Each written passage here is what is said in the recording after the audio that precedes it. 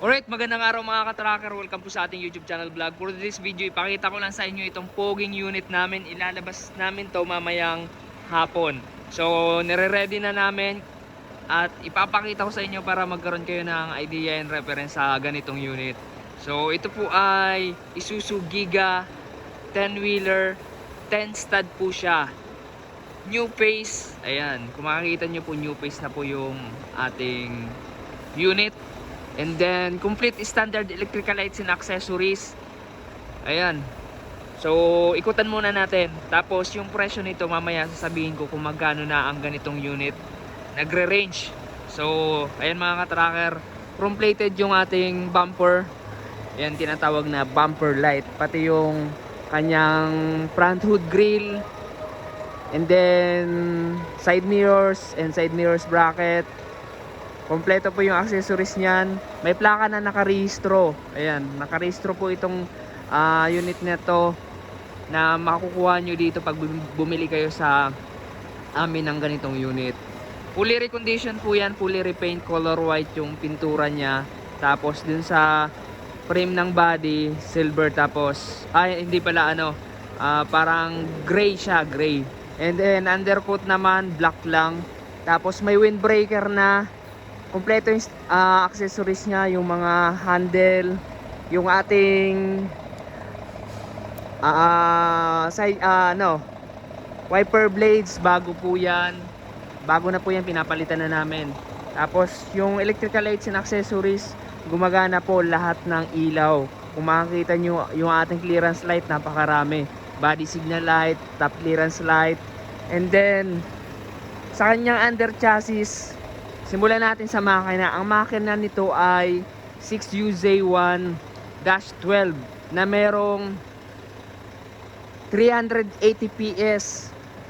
Kung i-convert natin sa horsepower, meron itong 375 horsepower at 1,800 RPM. Sa kanyang suspension, naka lip spring suspension yung harap, airbag suspension yung likod. Ayan, yun yung mga dumarating sa atin dito sa Pilipinas kapag ganito na yung itsura. And then mga ka-tracker, sa kanyang gulong, ayan, surplus Japan yan na may sukat na 275. Ayan, 275 by 80 R22.5. Tapos 10 stud na siya. Ayan, kung makikita nyo, 10 stud na, hindi na siya 8 stud. Ayan, dito naman sa likod, meron siyang running guard. Ayan, aluminum running guard, stainless toolbox, brand new battery na rin yung kinabit namin. 2D, ayan, 2D po siya. Airbag suspension, and then single differential po siya. Ayan, airbag suspension po.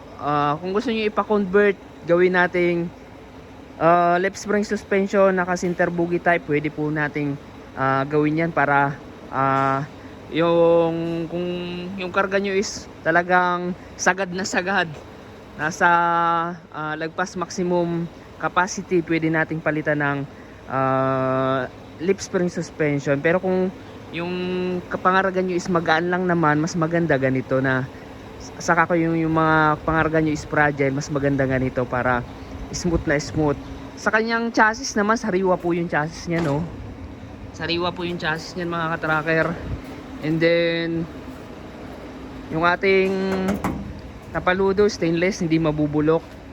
Tapos itong body na to is corrugated aluminum closed band. Ayan, ito yung likod. Nilagyan na rin namin ng padlakan para talagang secure, pero meron pa rin yung susi.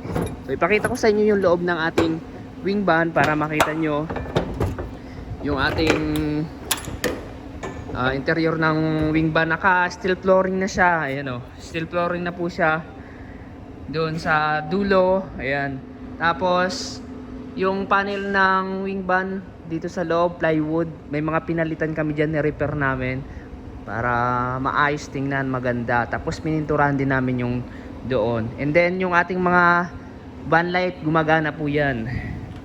Ayan, ito pininturahan namin yung pinto para pogi. Pogi tingnan mga ka-tracker.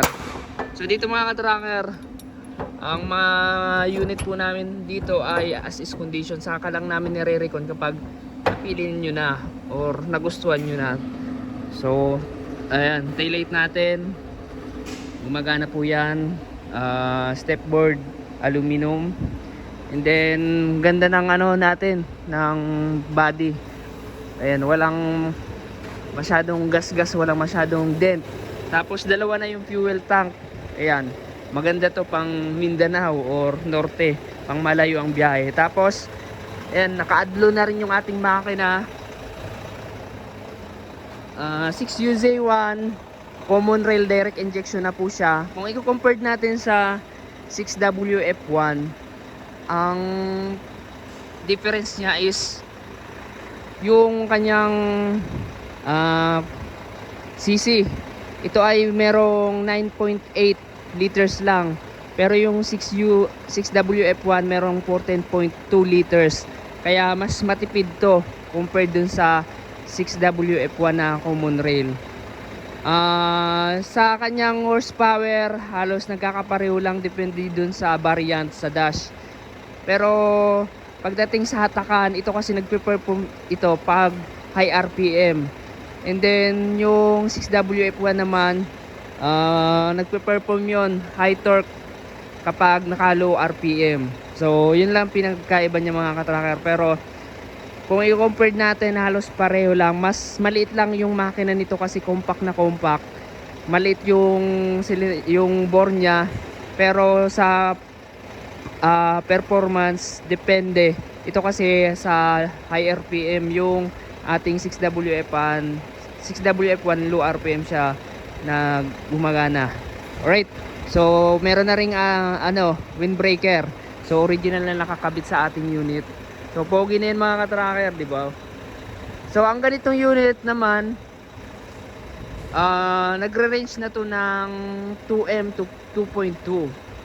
So depende na lang sa mapipili nyo. Pwedeng bumaba sa 2M, ano kayo ng 1.9, ganyan. Pero ang ganitong unit dyan na po nagre-range. Kaya mga katracker, dito naman sa amin pag recondition may may warranty, 1 month warranty sa lahat. Tapos sa makina naman, condition naman niya naka tune up, change oil, tapos yung pang ilalim talagang tinitingnan po namin, and then tinetest drive namin. So ganito na mga katracker yung makukuha nyo unit kapag bumili kayo dito sa aming yard. Dito po kami matatagpuan sa Barangay Mambugdos, Bacoor, Cavite. Ayan, ang nagbebenta ng mga surplus Japan truck, pre-condition. Ayan, kung as is naman yung gusto nyo, pwede naman mga katracker. So yan, depende sa mapipili yung unit, yung presyo. So binanggit ko lang para ayan, yung price range para magkaroon kayo ng idea and reference.